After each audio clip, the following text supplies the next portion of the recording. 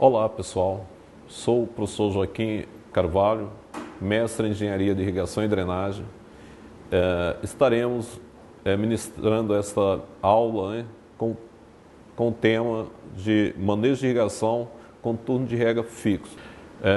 Como nós já tínhamos antecipado com vocês, nessa nossa aula nós vamos estar abordando o manejo de irrigação com turno de rega fixo, tendo em vista a irrigação ser uma prática tecnológica de hiperimportância, no manejo dos sistemas agroecológicos, pois através dele nós podemos racionalizar e otimizar o uso do recurso hídrico, que atualmente está tão escasso no nosso planeta, e não é porque nós aqui no nosso estado Tocantins temos, de certa forma, um certo conforto na disponibilidade desse recurso, que não devemos pensar e praticar o manejo racional desse insumo.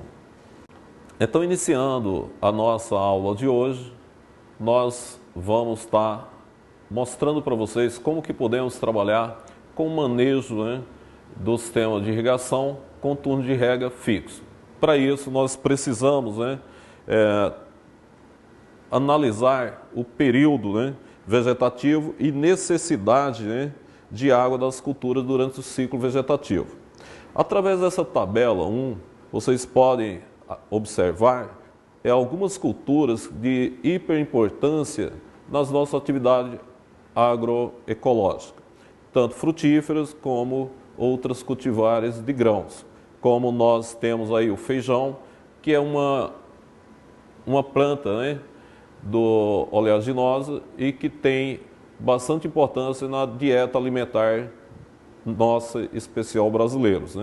Então nós vamos estar aqui trabalhando com essa cultura devido à sua importância alimentar, para garantir a segurança alimentar da nossa população. Então vocês vejam aí que a cultura do feijão ela tem um período vegetativo em dias que varia de 60 a 120 dias, com uma necessidade de lâmina d'água no período vegetativo de 300 a 500 milímetros. Ok, gente? Pois bem, iniciando o manejo, nós precisamos discutir alguns materiais importantíssimos na determinação dessa necessidade hídrica dessa cultura. Como podemos observar aí, nós temos figuras que apresentam para vocês o que é um tanque classe A e qual que é a importância desse equipamento na determinação da lâmina d'água para a cultura. Através dele nós podemos determinar a lâmina d'água que evapora durante o período de desenvolvimento da planta, ok? Só que esse tanque ele precisa estar instalado numa área adequada, e a partir dessa instalação é que nós calibramos esse equipamento para a determinação dessa lâmina d'água. Como nós colocamos sobre a necessidade da cultura do feijão em termos de água, nós vamos estar aqui com vocês, através de um exemplo, demonstrando como manejar esse sistema de um sistema de irrigação para atender à necessidade hídrica dessa cultura do feijão, considerando uma área de 10 hectares explorados. Para isso, nós precisamos determinar alguns dados necessários para o manejo dessa cultura, o manejo hídrico dessa cultura. Primeiro, nós precisamos da eficiência do sistema de irrigação. A eficiência do sistema de irrigação ele é determinado pelo fabricante do equipamento. Então, quando o produtor adquire esse sistema, seja ele um sistema de aspersão localizada ou pivô central, ele vem nos dados, informações técnicas do equipamento, a eficiência do mesmo. E nesse caso nós temos um sistema, considerando um sistema de eficiência de 80%. Isso implica dizer que o que se utiliza de água no sistema será disponibilizado para a planta 80% do que é captado do manancial hídrico. Vamos considerar também espaçamento entre aspersores na linha lateral do sistema de irrigação por aspersão como sendo de 12 metros. Esse 12 metros, gente, é porque as tubulações hidráulicas, né, elas são padronizadas com 6 metros. E aí nós vamos estar trabalhando com 12 metros, ou seja, a cada tubo, né, de 2 metros, que multiplicado por 6 dá 12 metros. E considerando o espaçamento entre posições da linha lateral de 18 metros, ok? Então daí a gente já começa a perceber a área que será ocupada por cada aspersor, que mais à frente nós vamos mostrar como é que se faz esse cálculo. Uma outra dado importante é o KT. Esse KT é o coeficiente do tanque classe A, ok? Que quando é instalado o equipamento, como nós já comentamos, né, nós precisamos determinar qual que é esse coeficiente do tanque. Em livros de irrigação, vem sempre acompanhado no tanque de classe A uma tabela que mostra como podemos determinar esse coeficiente em função da velocidade do vento e do local em que ele foi instalado. E aí nós conseguimos esse coeficiente. Em média, normalmente se trabalha com 0,75 para esse coeficiente.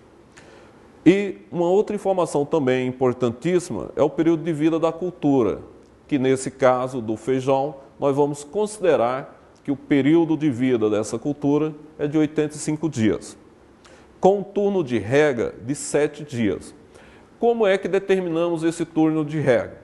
Na apostila que vocês têm disponível da disciplina de irrigação e drenagem para a agroecologia, lá a gente demonstra, através de modelos matemáticos, como determinar o turno de rega.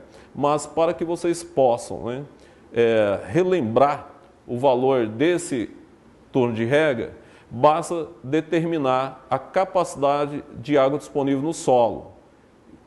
Que essa disponibilidade de água está entre o teor de água na capacidade de campo, que corresponde ao volume de água em que o solo é capaz de armazenar, ocupando todo o volume de microporos, né, de espaços vazios considerados como microporos, pois os macroporos terão que ficar livres de água para a circulação do oxigênio e de outros gases que faz parte da nossa atmosfera.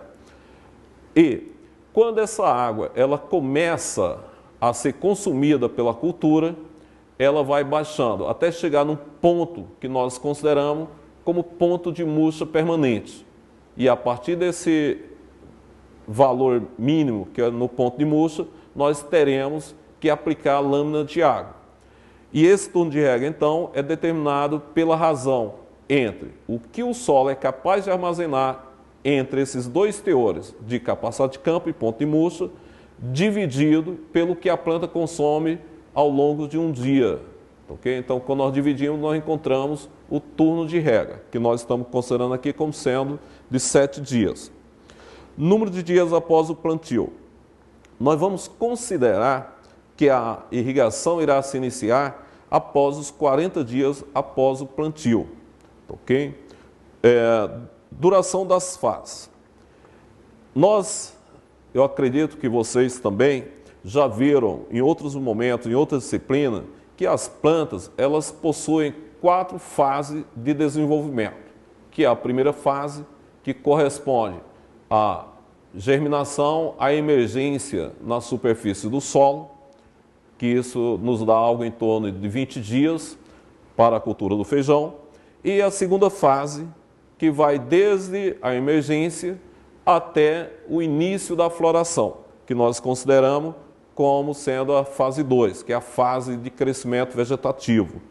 E na terceira fase, que vai desde o início da floração ao enchimento dos grãos, nós denominamos de fase 3, que corresponde a 30 dias para a cultura do feijão. E a fase final, que é a fase 4, que vai desde a maturação dos grãos até a secagem, né? Que corresponde a 10 dias. Pois bem, a partir dessas fases, nós determinamos os coeficientes de cultivo. Esse coeficiente de cultivo, nós podemos encontrá-los em livros, né, específicos para o manejo de sistemas agrícolas. Um dos livros mais utilizados e recomendado pela FAO, que é o livro do Doremos e Cassanza. Nele a gente encontra valores estimados de coeficiente de cultivo para as diversas culturas que exploramos, né, em sistemas agrícolas.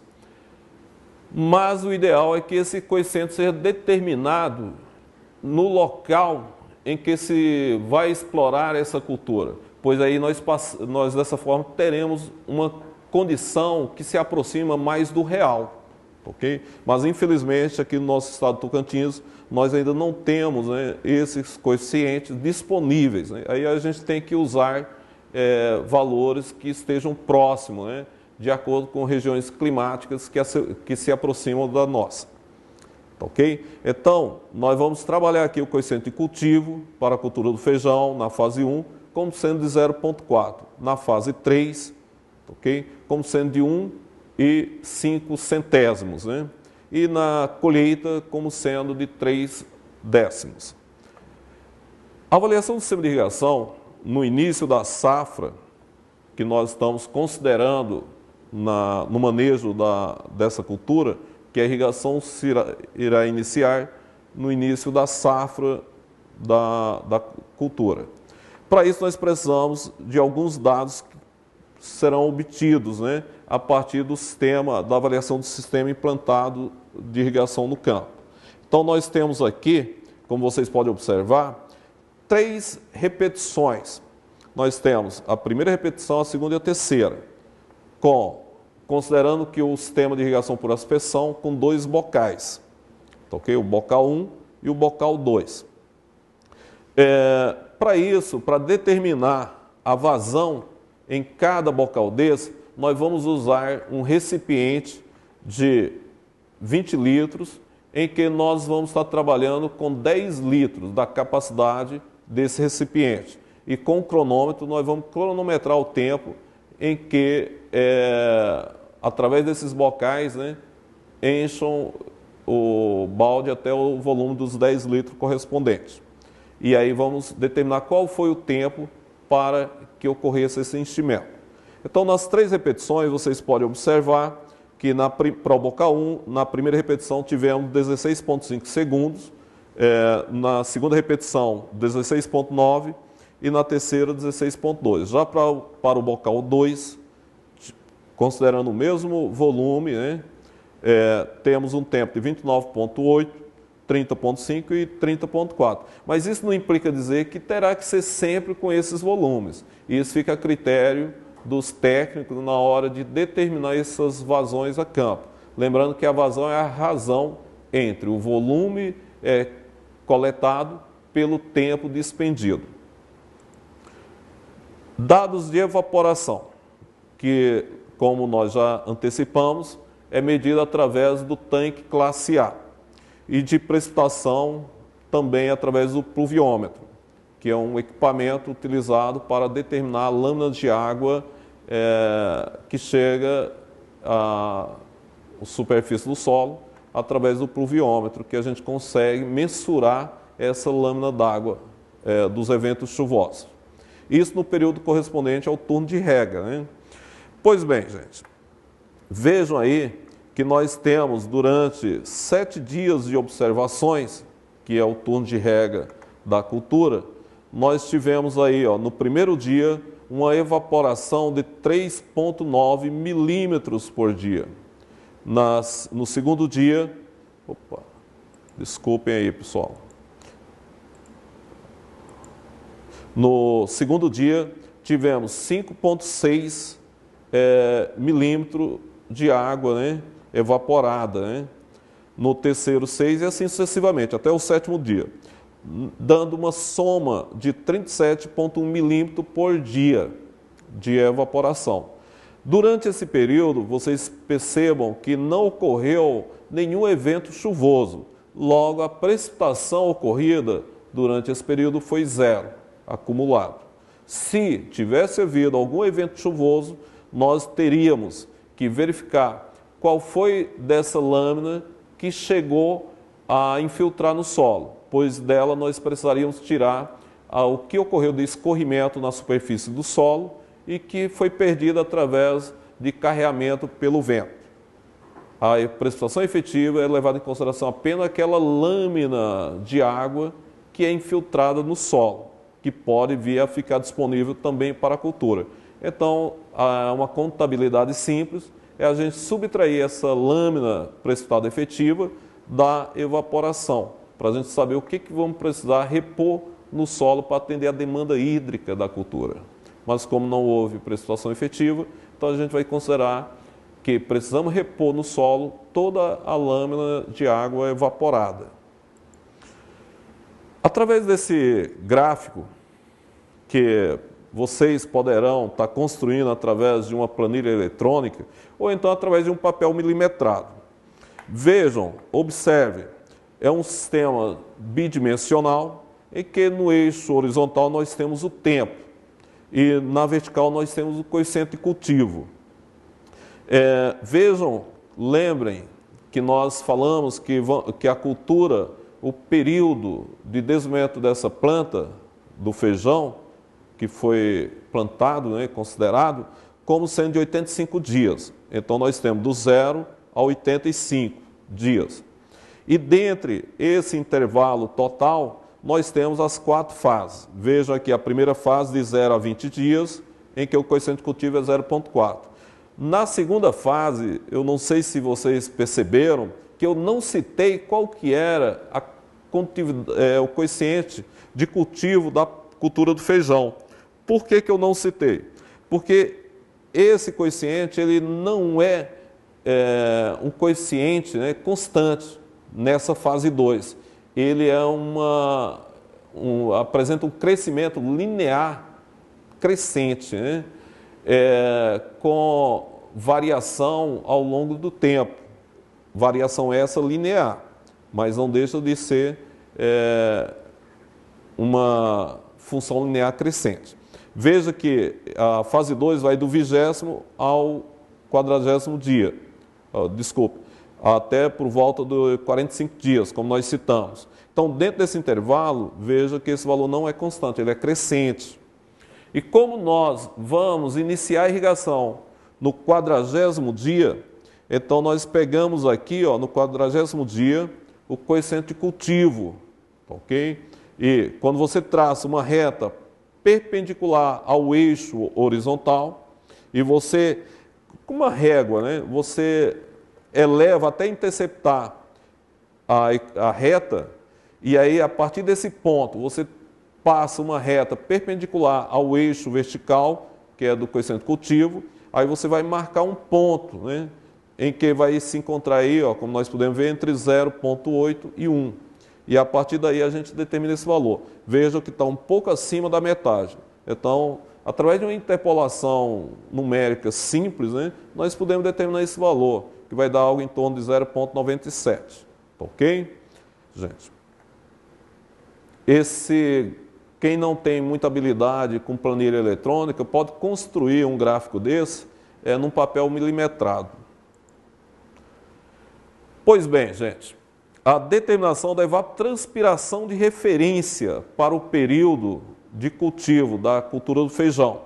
Veja que a evapotranspiração de referência é um produto do coeficiente do tanque classe A pela evaporação. Lembrem-se que no período que nós apresentamos para vocês, a lâmina de água evaporada foi 37,1 milímetros acumulado durante o turno de rega lá dos 7 dias, durante os 7 dias. E o coeficiente do tanque classe A foi de 0,75. Então, se nós pegarmos aí, multiplicar 0,75 por 37,1, nós vamos encontrar a evapotranspiração de referência da cultura do feijão nessa situação, que será de 27,8 milímetros. Pois bem, considerando, nós precisamos determinar a evapotranspiração da cultura, para encontrar, que é o que realmente a cultura transpira, que a evapotranspiração de referência não leva em consideração a transpiração da cultura do feijão. Então nós precisamos adequar a evapotranspiração de referência à transpiração da cultura do feijão. Para isso nós vamos precisar do coeficiente de cultivo do feijão na fase 2, que é onde será iniciado a irrigação, que é de 0,97. Então vejam vocês que em cada fase nós precisamos multiplicar essa lâmina evaporada pelo coeficiente de cultivo em cada fase. Nós estamos aqui mostrando para vocês na fase 2, que é de crescimento vegetativo, próximo à floração, que é o período mais crítico que a cultura apresenta em necessidade de água. Ok? Então, se nós pegarmos aí 0,97 multiplicar pelos 27,8, que é a evapotranspiração de referência, nós teremos 27 milímetros aproximadamente. Após esse cálculo da evapotranspiração de cultivo, nós vamos determinar a lâmina e o volume de água necessário na irrigação. A lâmina de água de irrigação necessária é uma razão entre a evapotranspiração de cultivo pela eficiência do sistema de irrigação. Lembrem-se que nós, nos dados apresentados inicialmente, nós estamos considerando a eficiência do sistema de irrigação por aspersão como sendo de 80%. Mas, senhores, lembrem-se que essa eficiência ela é informada pelo fabricante do sistema, mas nós podemos fazer teste em campo para verificar se em campo está correspondente com aquilo que o fabricante nos informou. Pois bem, considerando que 80% equivale a 0,8, que se nós pegarmos 80 e dividir por 100, dá 0,8. Então, se pegarmos os 27 milímetros da evapotranspiração de cultivo, dividir por 0,8, nós vamos ter uma lâmina de irrigação requerida de 33,7 milímetros. Isso para o período correspondente ao turno de rega.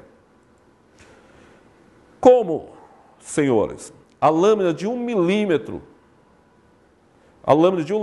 corresponde a 10 mil litros por hectare de água, Olha, só chamando a atenção de vocês, uma lâmina de 1 milímetro em 1 hectare plantado de feijão ou de qualquer outra cultura, ok? Lembrando que 1 hectare corresponde a 10 mil metros quadrados, ok? Se nós pegarmos esse 1 milímetro, multiplicar por 10,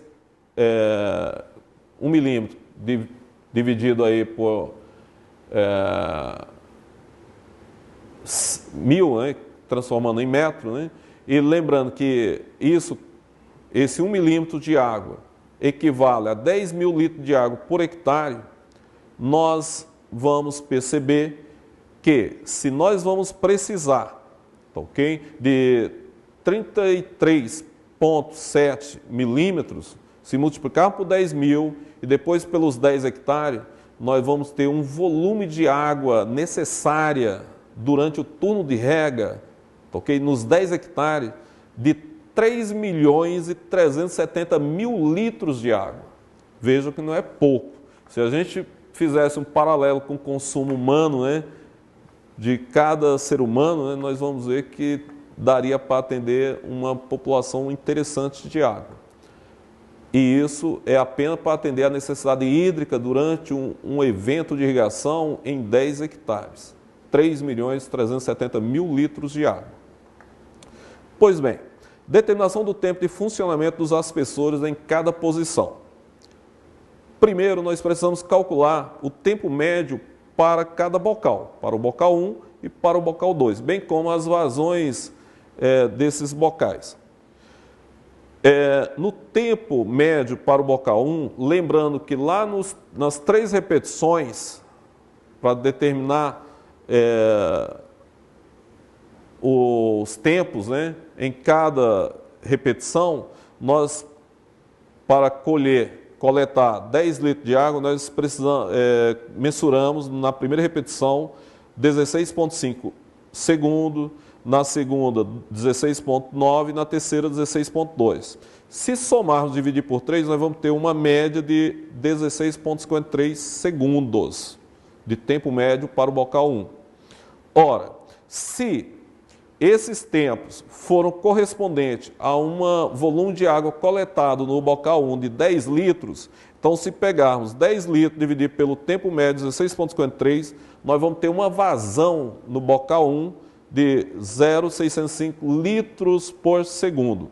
É o que será liberado por esse bocal, né, de água para o evento de irrigação por segundo. 0,605 litros de água. No bocal 2, nós temos também naquela tabelazinha que apresentamos, nos 3 testes, né, esses 3 tempos correspondentes para coletar os 10 litros de água.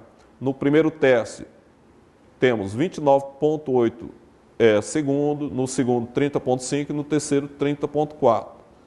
Somando esses 3 tempos dividindo por 3, nós vamos ter uma média no tempo correspondente ao bocal 2 de 30,23 segundos.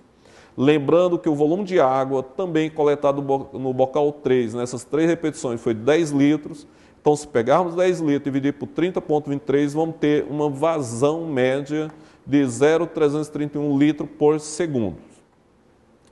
Ora, lembrando que cada pessoa tem 2 bocais, o bocal 1 e o bocal 2. Se somarmos a vazão desses 2 bocais, nós vamos ter a vazão 2 pessoas, de cada pessoa. Então, somando a vazão do bocal 1 e do bocal 2, nós vamos ter uma vazão de 0,936 litros por segundo. Porque se multiplicarmos por 3,6 para transformar litro por segundo em metro cúbico por hora, então nós vamos ter aí 0,936 vezes 3,6, algo aproximado a 3,37 metro cúbico de água por hora em cada pessoa. Se transformarmos esses metros cúbicos para litros, lembrando que cada metro cúbico corresponde a 1.000 litros, nós vamos ter uma vazão por pessoa de 3.370 litros por hora. Cálculo da área de abrangência de cada pessoa. Senhores, vocês lembram que o espaçamento do aspersor nas linhas lateral e entre as aspersores, né, é de 12 metros por 18 metros. Se multiplicarmos esses 2 valores, nós vamos ter uma área ocupada por cada aspersor, de abrangência de cada aspersor, de 216 metros quadrados. Pois bem, cálculo da intensidade de aplicação de água por cada aspersor é dado pela razão entre a vazão do aspersor pela área de abrangência de cada aspersor. Então, se pegarmos os 3.370 litros de água por hora, que é a vazão de cada aspersor, dividir pela área de abrangência de cada aspersor desse, nós vamos ter aí uma intensidade de aplicação de 15,6 milímetros por hora. Ok? Cálculo do tempo de funcionamento do sistema por posição. Tempo de irrigação por posição. Lembre-se, senhores, que nós temos uma evapotranspiração da cultura de 33,7 milímetros. 33,7 milímetros. Se dividirmos pela a intensidade de aplicação de água por aspersor, que é de 15,6 milímetros por hora, nós vamos ter aí um tempo de irrigação por posição de cada aspersor de 2,16 horas de duração da irrigação em cada posição correspondente a cada aspersor. Se nós pegarmos aí essas 16 centésimos de horas e multiplicar por 60 minutos, já que cada hora corresponde a 60 minutos, esses 16 centésimos de hora irá corresponder aproximadamente a 10 minutos. Logo, nós teremos como um tempo de duração da irrigação em cada posição de aspersor 2 horas e 10 minutos para atender a demanda hídrica da cultura durante o período de 7 dias, que é o turno de rega para essa cultura. É isso, gente. Essa metodologia de cálculo vai estar disponível para vocês. vocês depois podem estar revendo e até assistindo mais de uma vez essa nossa videoaula e acompanhem através da apostila que nós disponibilizamos para vocês. E qualquer dúvida, vocês poderão estar entrando em contato com a tutora da disciplina, bem conosco também, para que nós possamos, se vocês forem do interesse de estar ampliando o conhecimento de vocês nessa área de irrigação e drenagem, que é de suma importância, para a melhoria da eficiência do uso, desse recurso natural que é a água, que estamos passando um momento de crise mundial, países que estão tendo já até guerra por falta desse recurso. Então, nós temos obrigação ética, de utilizar de forma mais racional para que nós possamos garantir isso não somente para a nossa geração, mas principalmente para as gerações futuras, tendo em vista que nós somos guardiões desses recursos naturais das gerações futuras. É isso, muito obrigado.